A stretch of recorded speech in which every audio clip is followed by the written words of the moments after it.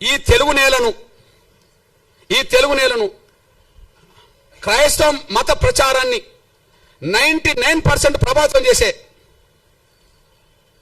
పెద్ద పెద్ద ఫాదర్ల పేరు, పాస్టర్ల పేరు, బ్రదర్స్ పేరు మీకు చదివి వినిపిస్తా. ఇందులో ఒక్క దళితుడి పేరు చెప్తే నేను 100 ఏళ్ల క్రితం 4 పేరు చెప్పాను. 100 ఏళ్ల తర్వాత 10 మంది పేరు చెప్తా. ఒక్కసారి ఆ 10 మంది పేర్లు వినండి. బ్రదర్ అనిల్ కుమార్, వైఎస్ రాజశేఖర్ గారు అల్లుడు. బ్రదర్ అనిల్ కుమార్, వైఎస్ రాజశేఖర్ గారు అల్లుడు. చాలా గొప్ప ప్రచారకుడు, బ్రాహ్మణ్.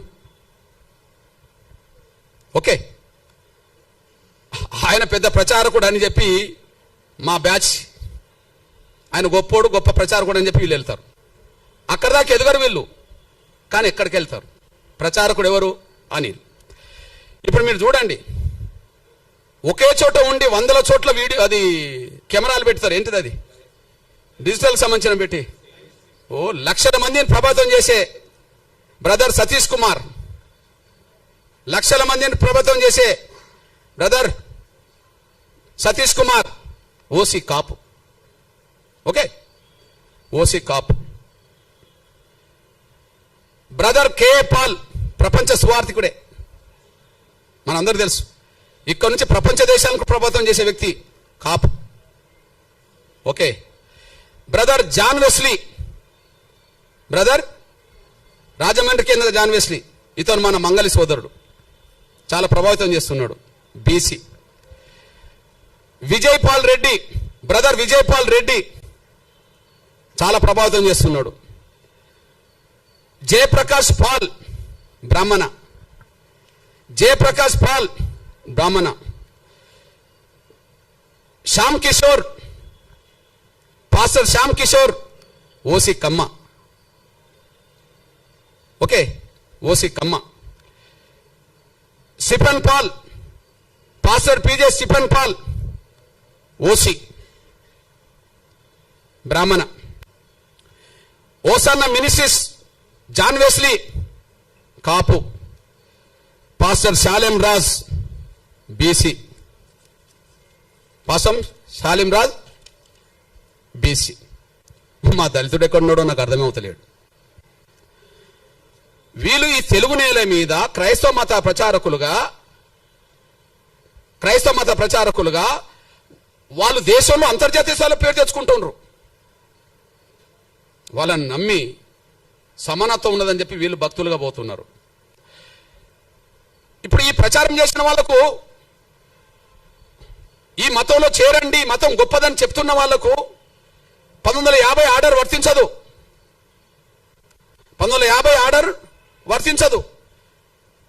వాళ్ళ కులం వాళ్ళ కులంగానే ఉంటుంది.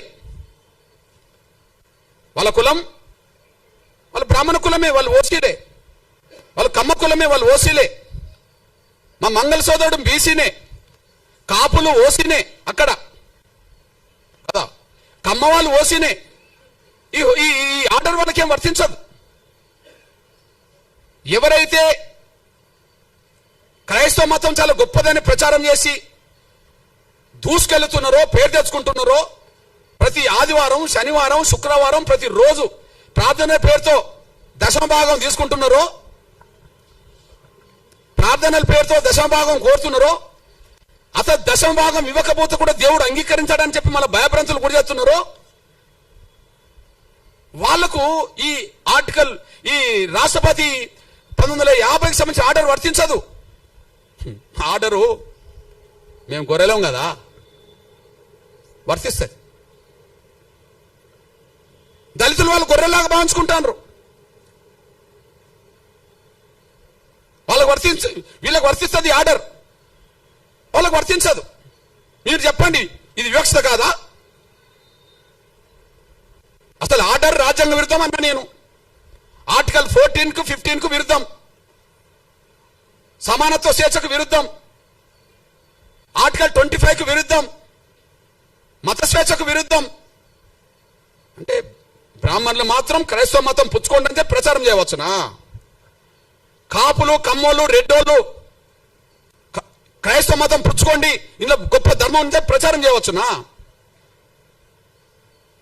దశమ భాగం పేరుతో వాళ్ళు బాగా వెనుకేసుకోవచ్చునా? దళితులు మాత్రం మతం మార్చుకుంటే వాళ్ళు ఎస్సీలు కాకుండా పోతారా? బ్రాహ్మణులు అయినప్పుడు, క్రైస్తవ మతం పుచ్చుకున్న వాళ్ళు బ్రాహ్మణులుగానే ఉన్నప్పుడు వాళ్ళు ఓసీలు అయినప్పుడు, క్రైస్తవ మతం పుచ్చుకున్న వాళ్ళు కమ్మోళ్ళు అయినప్పుడు వాళ్ళు ఓసీలు అయినప్పుడు, కాపులు ఓసీలు అయినప్పుడు, ఓసీలుగా ఉన్నప్పుడు, రెడ్లు ఓసీలుగా ఉన్నప్పుడు వాళ్ళకి ఈడబ్ల్యూఎస్ రిజర్వేషన్ వర్తిస్తున్నాయి కదా, వాళ్ళకి ఈడబ్ల్యూఎస్ రిజర్వేషన్ వర్తిస్తున్నాయి కదా. ఇప్పుడు ఎస్సీ ఎస్టీ యాక్ట్ వీళ్ళకి వర్తించదు, రేపు రిజర్వేషన్ వర్తించవద్దు అని అంటుండ్రు కదా. ఎస్సీ యాక్ట్ వర్తించదు, రేపు రిజర్వేషన్ కూడా వర్తించవని మీరు తీర్పులు చెప్పారు కదా ఆర్డర్ పట్టి. అంటే వాళ్ళకు రిజర్వేషన్ కూడా వర్తించవచ్చునా? వాళ్ళ కులహోదాగానే ఉండాలనా? వాళ్ళ కులహోదాగానే ఉండాలి. వాళ్ళ బ్రాహ్మణులు ఓసీ హోదా ఉండాలి. వాళ్ళు క్రైస్తవ మతం పుచ్చుకున్నా ప్రచారం చేసినా వాళ్ళ ఓసీ హోదా పోతలేదు, వాళ్ళ బ్రాహ్మణ కులం హోదా పోతలేదు, కమ్మాల హోదా పోతలేదు, రెడ్ల హోదా పోతలేదు, కాపుల హోదా పోతలేదు. చివరికి మా బీసీలు కొంతమంది ప్రచారకులు మత ప్రచారకులు అవుతే వాళ్ళ హోదా బీసీలుగానే మంగళగానే ఉంటుంది. ఇక్కడ దళితులు మాత్రం మా మీద వివక్ష ఉన్నది నిజమే కదా, పోనీ మతం మార్చుకుంటా అంటే పోతా అని చెప్పి నమ్మిపోతే ఎస్సీ హోదా రద్దు చేస్తారా?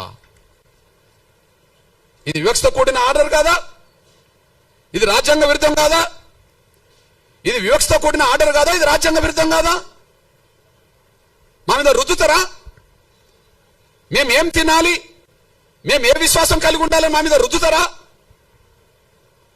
మేమేం తినాలి, ఏ బట్టలు కట్టుకోవాలి, ఏ విశ్వాసం కలిగి ఉండాలని రుద్దుతారా? ఆ రుద్దడం అనేది రాజ్యాంగ విరుద్ధం కాదా?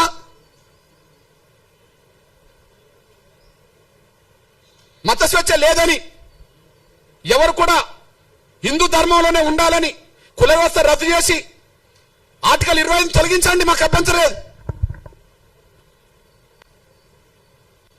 మత స్వేచ్ఛ వద్దు, అందరూ హిందువులుగానే ఉందాం, అందరూ సనాతన ధర్మం విశ్వసిద్దాం, అందరూ హిందువులుగానే ఉందాం, సనాతన ధర్మాన్ని విశ్వసిద్దాం. కుల వ్యవస్థ ఉండదు, కులాన్ని రద్దు చేస్తున్నామని చెప్పానండి. దాని ద్వారా మెజార్టీ ప్రజలు ఆర్టికల్ 25 ఉన్నా లేకపోయినా దాన్ని పట్టించుకోరు. మనకి ఇక్కడ అందరికీ స్వేచ్ఛ ఉంటే, అందరికీ గౌరవం ఉంటే, ఈ మత విశ్వాసాల్లో హిందూ ధర్మంలో లేదా సనాతన ధర్మంలో ఏదో ఒక లోపం లేకపోతే, కుల వ్యవస్థను సమర్థించే వ్యవస్థ లేకపోతే ఇన్ని ఎందుకు వస్తాయి? మనం విస్తరించలేకుండా పోయినాం, కానీ వాళ్ళు విస్తరించుకుంటూ ఇక్కడికి వచ్చేశారు. ఆ విస్తరించేటప్పుడు అది కరెక్ట్ మంచిది అని చెప్పి ప్రచారం చేసింది అగ్రకులాల క్రైస్తవ ప్రచారకులే. వివక్ష గురైన వాడు పోతే మాత్రం అని హక్కు రద్దు చేస్తారు. ఇది న్యాయం కాదు, ధర్మం కాదు. ఇది గాంధీ కుట్రలో భాగం. ఇది గాంధీ కుట్రలో భాగం. గాంధీ ప్రత్యక్షంగా ఉండి కమ్యూనల్ అవార్డు అమలు కాకుండా అడ్డుకున్నాడు. గాంధీ పరోక్షంగా ఆనాడు రాజ్యాంగ సభ చర్చల్లో దళిత క్రైస్తవులకు రిజర్వేషన్ అవసరం లేదు, మేము అందరూ సమానమే అని చెప్పి 4 క్రైస్తవ అగ్రకులాల క్రైస్తవ పెద్దలతో అలా రాయించుకున్నాడు. ఇది కుట్ర. నాటి నుంచి నేటి వరకు వివక్ష కొనసాగుతుంది. నాటి నుంచి నేటి వరకు వివక్ష కొనసాగుతుంది.